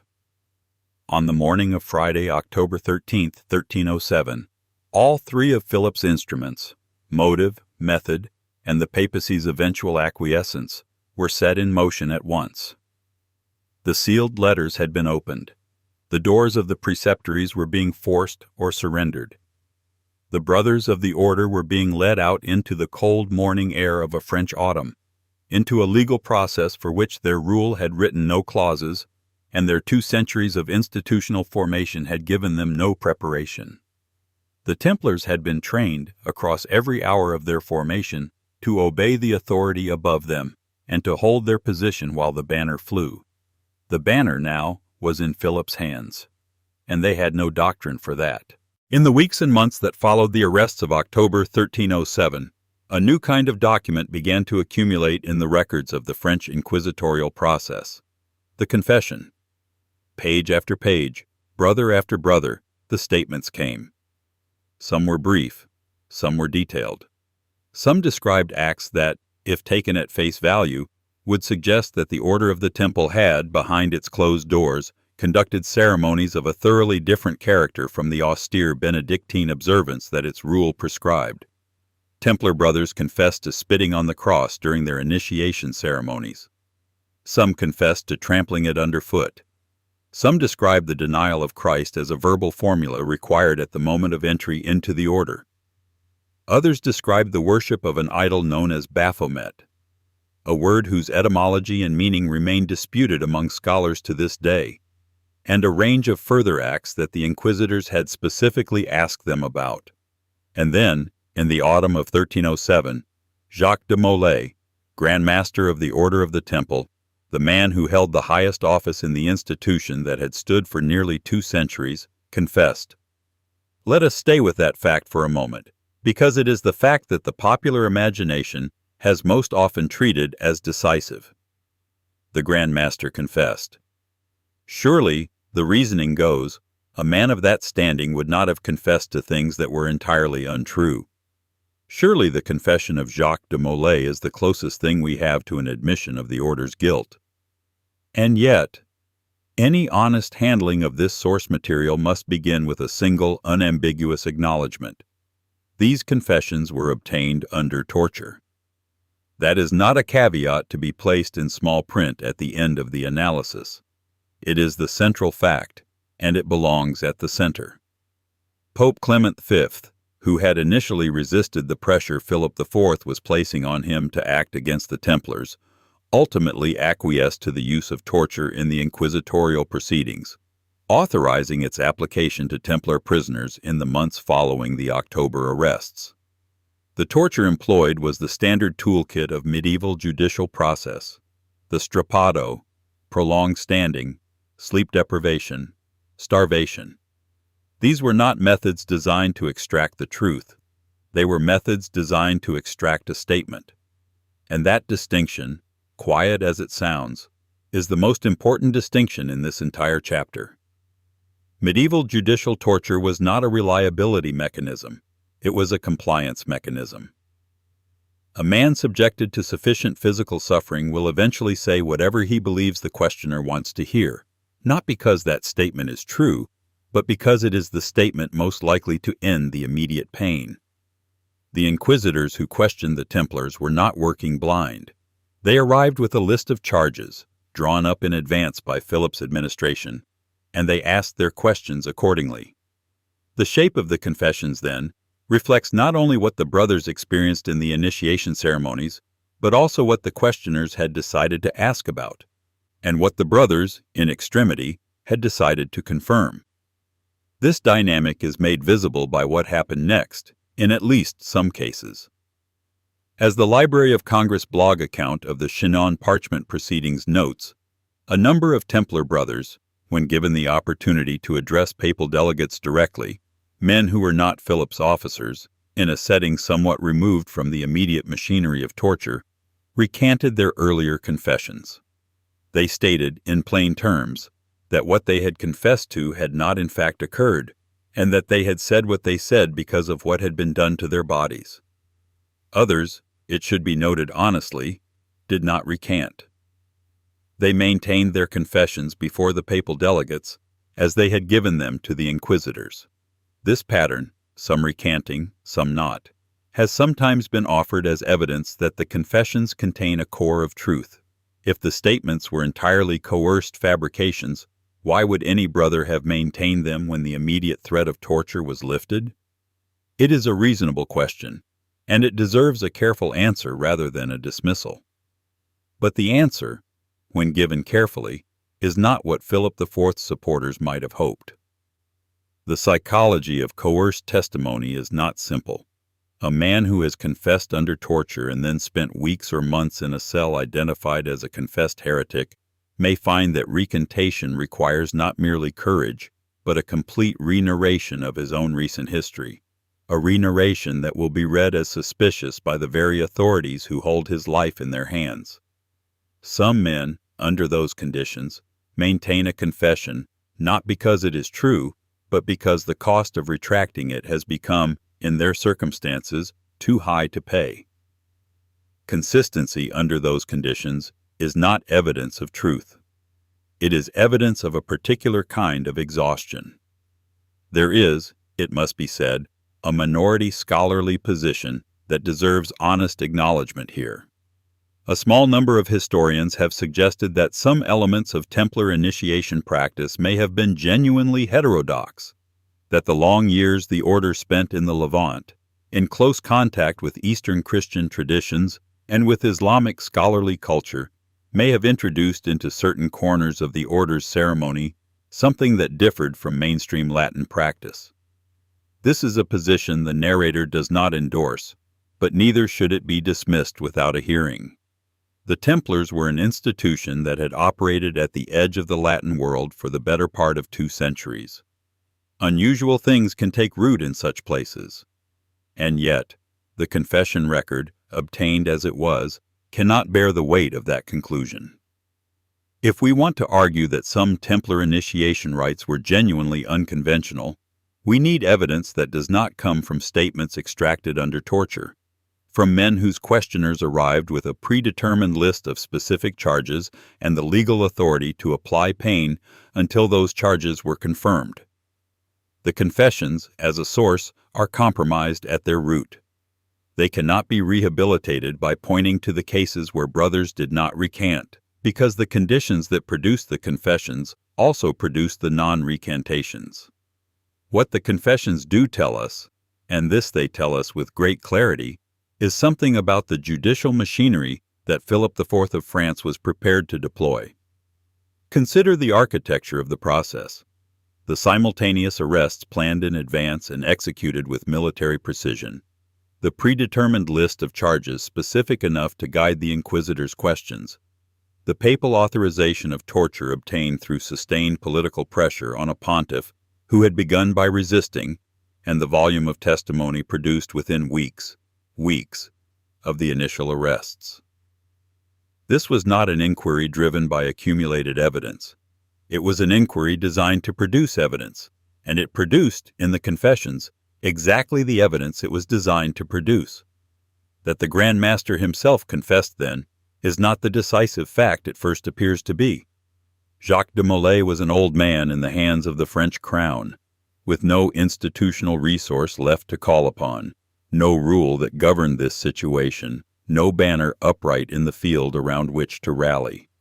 He was, in a very precise sense, in the same position that every Templar brother in French custody was in, inside a process that had been constructed to reach a particular conclusion, subjected to methods designed not to find the truth, but to confirm a charge. His confession is evidence that the process worked as designed. It is not evidence that the charge was true. There is something quietly significant in this, something that connects back to the argument this episode has been building since its earliest chapters. The Templars were an institution whose entire formation was built around the subordination of individual judgment to institutional authority. In the field, that subordination had made them formidable. But here, in the cold rooms of an inquisitorial process, that same formation left each individual brother alone with his pain and his questioners and no framework within which to resist. The order had not trained its brothers for this. It had trained them for 2 centuries to endure and to obey, and obedience in a torture chamber means something very different from what it means beneath a banner on a field of battle. The confessions will continue to be debated.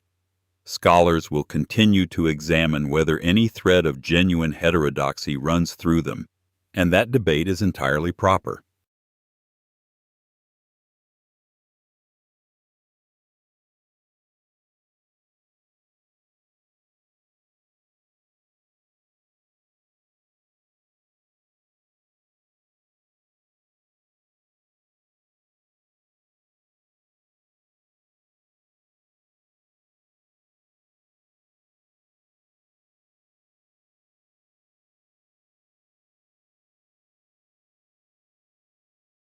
There is a castle in the Loire Valley that sits above the river like a thought that has not yet been spoken aloud. Chinon.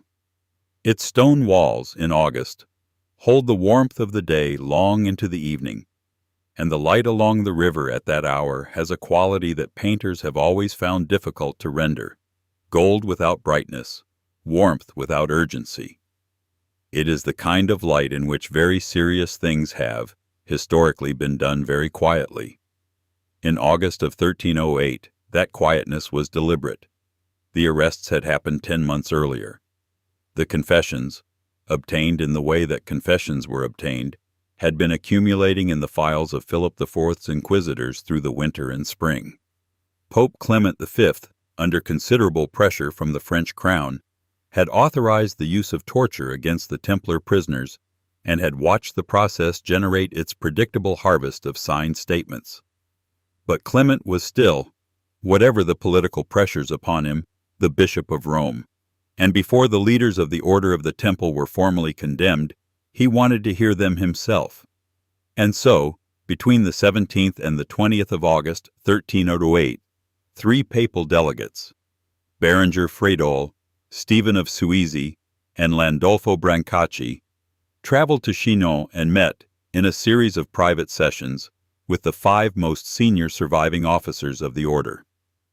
Grand Master Jacques de Molay was among them, along with the Visitor of France, the preceptors of Cyprus, Normandy, and Poitou. These were the men at the top of an institution that had, 10 months earlier, been the most powerful military religious order in Christendom. They sat now in a room in a castle on a river in France and answered questions put to them by delegates of the man who was, in theory, their ultimate ecclesiastical superior. The record of those sessions, the questions posed, the answers given, the formal declarations that followed, was committed to a long parchment document. It was witnessed, signed, and sealed. And then it was placed into the Vatican Apostolic Archives, where it was assigned a reference number and filed. And then, for reasons that had nothing to do with conspiracy and everything to do with the mundane accidents of bureaucratic history, it was misfiled, not destroyed, not hidden by any deliberate hand, simply placed under a catalog reference that described it, inaccurately, in a way that caused subsequent researchers to overlook it. The parchment sat in that archival silence for the better part of 700 years. It was rediscovered in 2001 by an Italian medievalist named Barbara Fraile. Fraile was working in the Vatican Apostolic Archives, a place that requires special permission to enter and rewards the kind of patient, systematic attention that most of us can barely imagine sustaining for a morning, let alone a career. She found the document cataloged in a way that had, for centuries, directed researchers' eyes past it. The Library of Congress blog, in its 2011 account of the Chinon Parchment's publication history, describes this as a cataloging error, an archival accident, rather than any deliberate suppression. And that framing matters. It is tempting, when a document this significant surfaces after 7 centuries in a sealed archive, to reach for the vocabulary of conspiracy.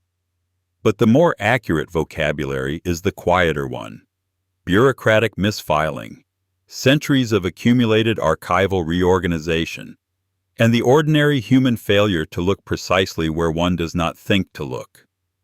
What Fraile found, and what the Vatican subsequently published in a limited facsimile edition of 800 copies in 2007, under the title Processus contra Templarios, was this: a record of the interrogation of Jacques de Molay and his 4 fellow officers by the 3 papal delegates, and, crucially, the papal act that followed it.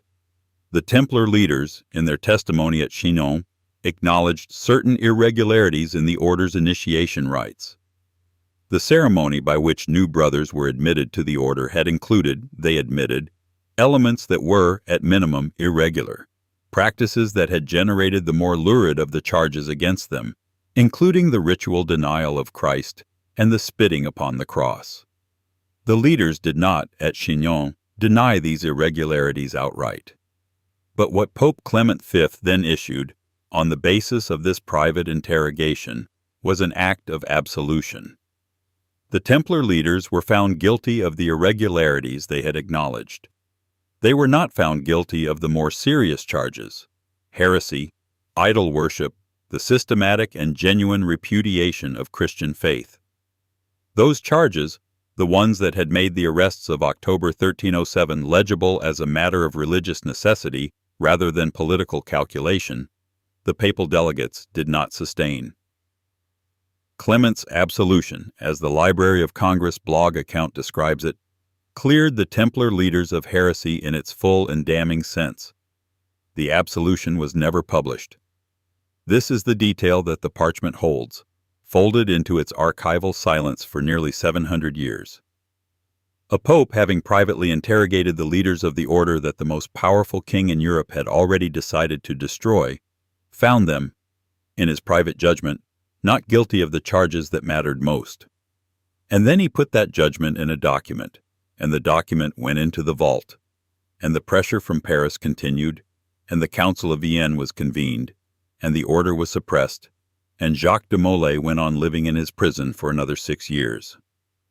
The Chinon Parchment does not resolve everything. Barbara Frail's interpretation of what the document establishes has been received with interest, but not with universal agreement among medieval scholars.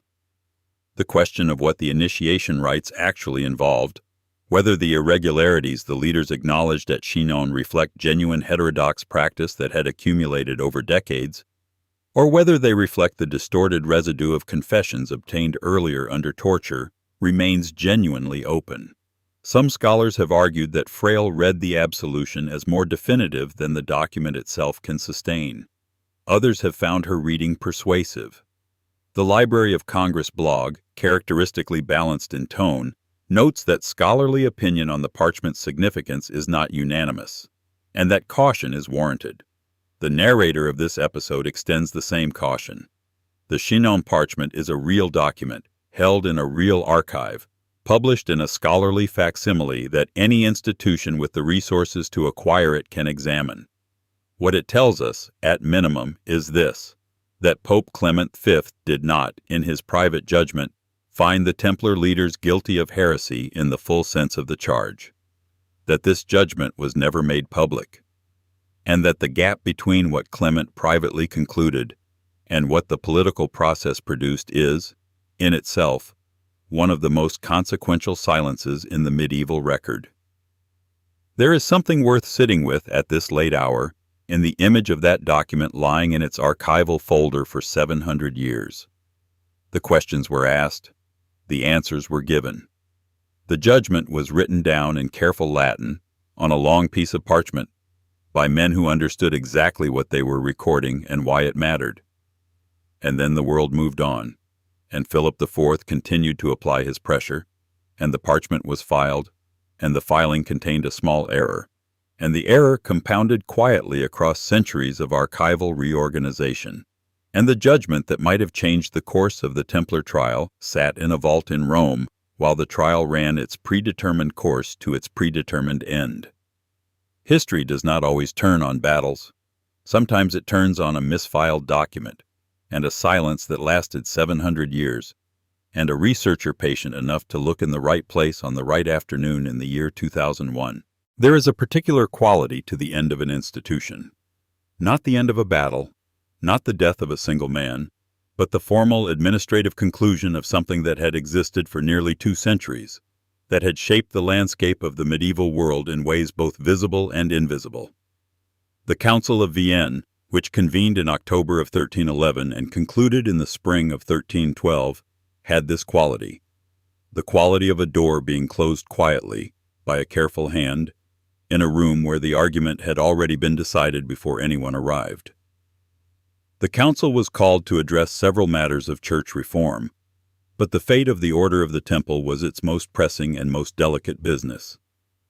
Pope Clement V, who had throughout this long proceeding been a man caught between institutional duty and royal pressure, chose his words at Vienne with evident and deliberate care. The decree by which he suppressed the order, Vox in Excelso, issued on March 22, 1312, did not condemn the Templars. It did not find them guilty. It declared, in its formal Latin, that the order was being dissolved not as a punishment, not as a verdict, but as a prudential administrative act, because the order's reputation had been so damaged and public opinion so inflamed that the institution could no longer serve the purpose for which it had been founded. There is a certain dark irony in this framing, and it is worth pausing over. The order was dissolved without being formally convicted of the charges that had justified its arrest. The heresy for which hundreds of Templar brothers had been imprisoned, tortured, and in some cases burned, had not, in the end, been established as a legal finding by the Church's highest council. Philip IV had put the machinery of accusation into motion in 1307, and that machinery had run for 5 years, and at its conclusion the Pope had declined to render a verdict, choosing instead to close the institution by other means, through the language of administrative necessity rather than judicial finding. The Templars were not declared guilty. They were simply declared finished. The order's assets were, by the terms of the council's decree, to be transferred to the Knights Hospitaller, the other great military order of the Holy Land, which had survived the proceedings intact and would continue to function for centuries. In theory, this meant the Templar patrimony passed intact to a comparable institution, serving the same broad purpose of crusading military activity. In practice, the distribution was considerably less tidy.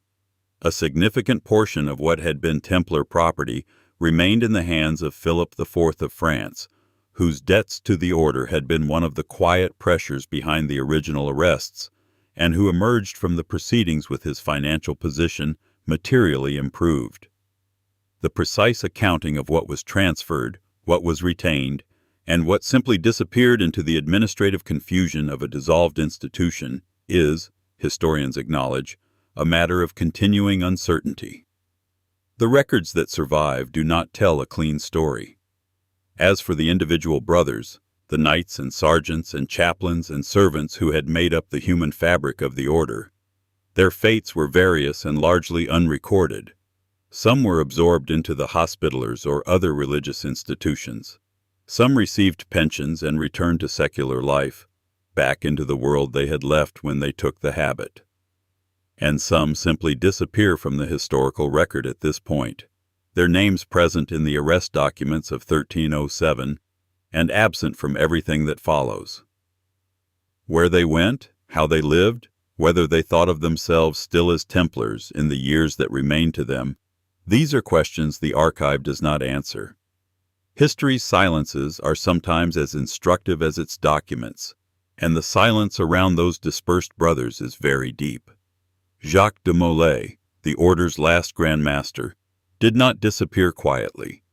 He had been among those who confessed under the pressures of 1307, and his confession, given by the man who held the highest office in the order, had been among the most consequential blows to the institution's credibility. After the Council of Vienne, de Molay, and 3 other senior officers who had similarly confessed were brought before a commission of cardinals in Paris to receive their formal sentences. Having confessed, they had been condemned to life imprisonment. The sentences were to be read aloud and confirmed on the 18th of March, 1314, before the Cathedral of Notre Dame. What happened next was not what anyone had prepared for. Before the assembled cardinals and the crowd that had gathered to witness the proceedings, Jacques de Molay and Geoffrey de Charnay, preceptor of Normandy, rose and withdrew their confessions. Not privately, not through a legal submission, but publicly and aloud, in front of witnesses, in the open air of Paris. They declared that their confessions had been false, given under duress. and that the order of the temple had been innocent of the charges against it. The other two officers, Geoffrey de Gonneville and Rimbaud de Caron, did not follow them in the recantation, and received their sentences of life imprisonment without further incident. But de Molay and de Charny had spoken clearly, and their words had been heard. The recantation placed the cardinals in an impossible position. A man who confesses is sentenced, and then withdraws his confession is, in the logic of medieval canon law, a relapsed heretic, a category that carried the most severe consequence the Church could impose. But the theological machinery mattered less in this moment than the political one. Philip IV could not allow the confessions that had justified the entire proceeding, the arrests, the torture, the 5 years of legal process, the dissolution of an institution that had stood for nearly 2 centuries, to be publicly invalidated. If de Molay's confession was false, then the premise of the prosecution was false. This Philip could not permit. He moved, as he had moved in October of 1307, with speed and without hesitation. That same evening, without waiting for the formal canonical process that a charge of relapsed heresy would normally require, Philip ordered de Molay and de Charny condemned and burned. The execution took place on the Ile de Javiots, a small island in the Seine, before nightfall on the same day the recantation had been made. The narrator does not wish to embellish this moment. It does not require embellishment. An old man, de Molay was in his late 60s, had been in custody for more than 6 years, had confessed and recanted, and now stood in the smoke on a river island in early spring, maintained, in the last public act available to him, a refusal to retreat. The rule of the order, in clause 163 and the passages surrounding it, had required every Templar brother to hold his position while the banner of the order remained upright in the field. The banner had been down for years by then. The order had been dissolved by papal decree.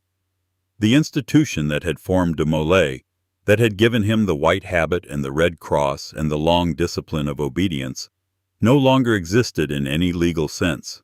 And yet here, at the end, was something that looks, in the quiet language this episode has been speaking all night, like the same impulse the rule had tried to encode, the refusal of the individual will to collapse before a hostile force, not because the individual was reckless or indifferent to consequence, but because the discipline ran deeper than the circumstance. The rule had been designed to make that refusal institutional, structural, independent of individual courage or character. In the end, what remained of it was personal. One old man on a cold island in the smoke. Geoffrey de Charny died beside him. The chronicle record of de Molay's final words varies between sources, and the narrator will not claim certainty where it does not exist. What the record does establish is that both men maintained their recantation to the end, that they did not, when the fire was lit, reverse themselves a second time. The judicial machinery that Philip IV had set in motion in 1307 had, in this sense, failed at its own last moment. It had not produced the obedient, broken man it needed. It had produced, instead, a witness. The order of the temple ended that evening on the Ile de Javiots, not in 1312 when the Council of Vienne issued its careful administrative language, not in 1291 when the last Crusader stronghold at Acre had fallen, and the order's original purpose had lost its geography. It ended in the smoke and the early spring cold, with 2 men who had decided, at the last possible moment, that the confession was not the truth, and that the truth was worth the cost of saying so.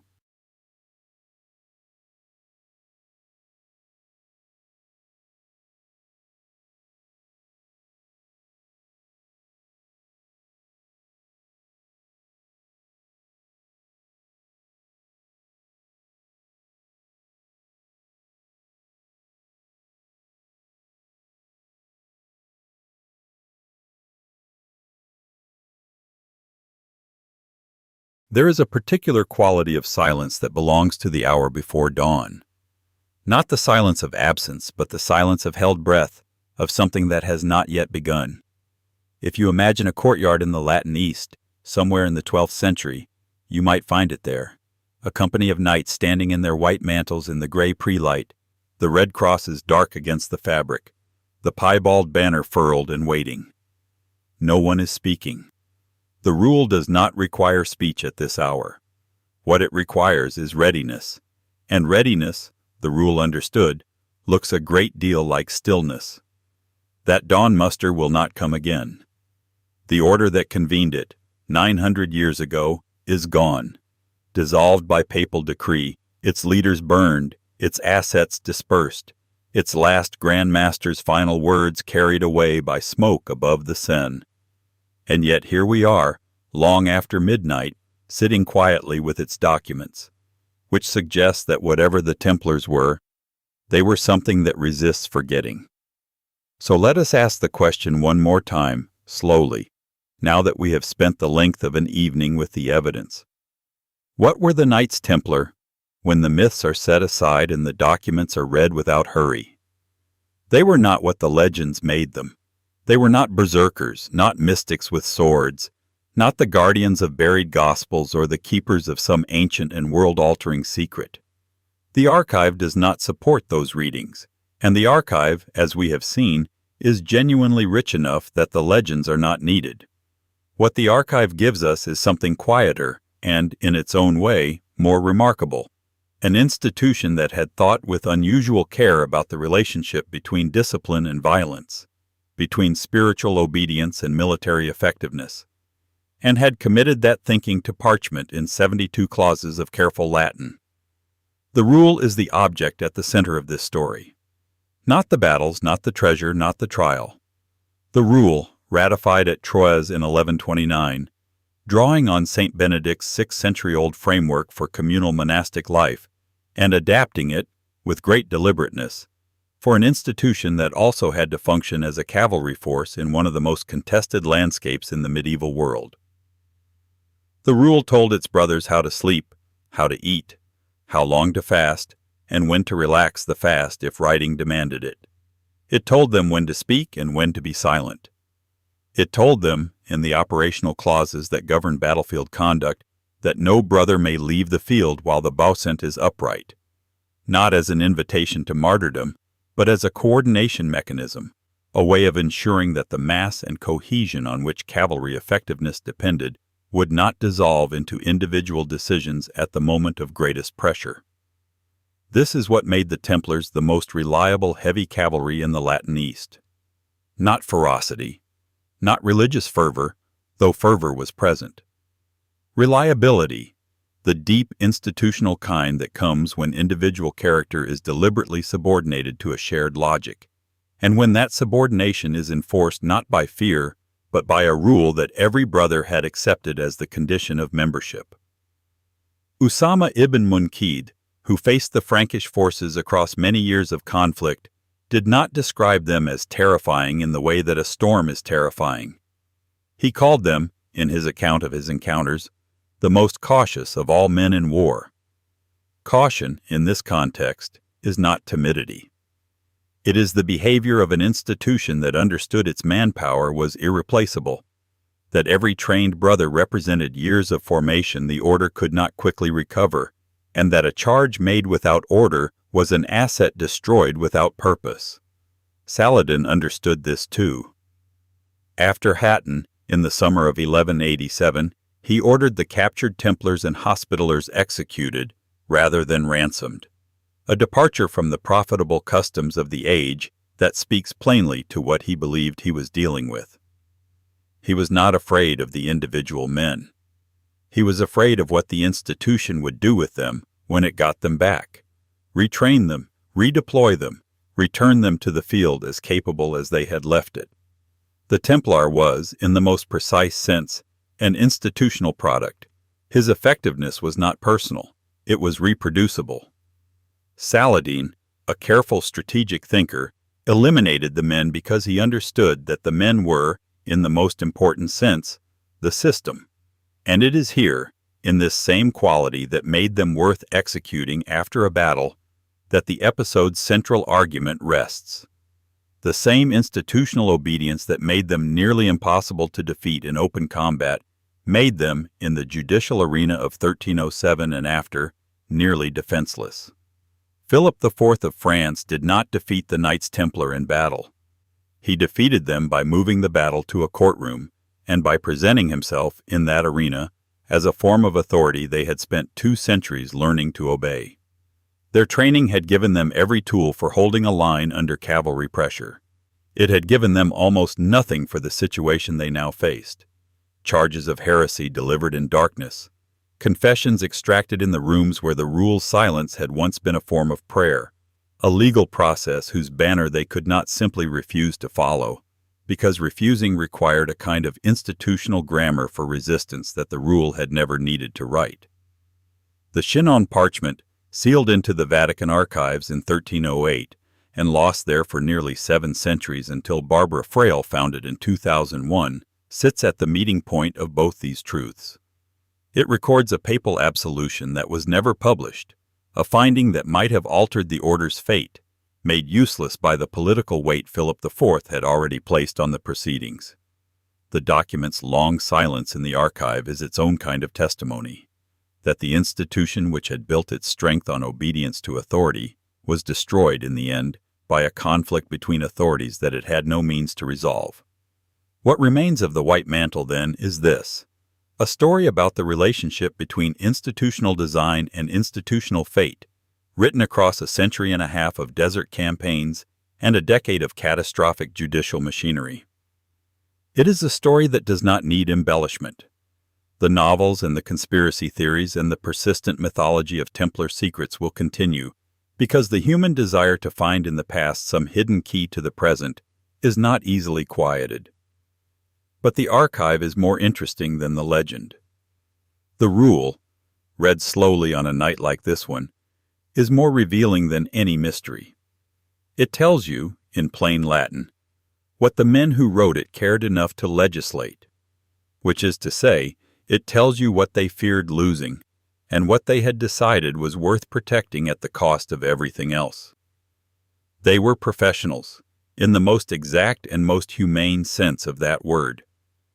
Men who had accepted, as a condition of belonging, that the institution's logic would govern their own.